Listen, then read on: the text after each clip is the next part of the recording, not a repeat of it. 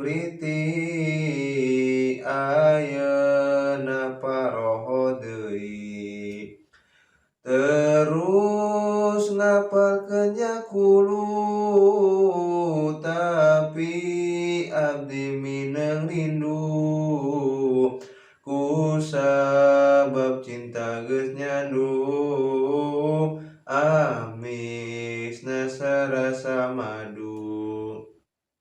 Ayeuna ngapalkeun hadis tapi loba para gadis anu lumayan gareunis anu jadi panah iblis. Hiji mangsa apal Quran abdi teh parantos nahan tina godaan si setan tapi si eneng maksaan.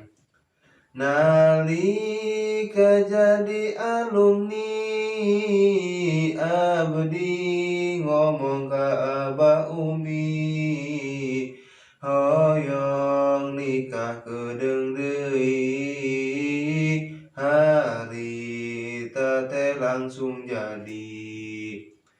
Keur dina malam sunahan si eneng ngajak pacaran harita teh nganduaan teu lila teh kalepasan. Geuning kieu karasana nyolok kanikmatan dunya ngeunana ka bina-bina serasa aya di surga. Sakieu wae ti kami anu nuju thalab ilmi moga cara di kiai aminkeun ku para wali.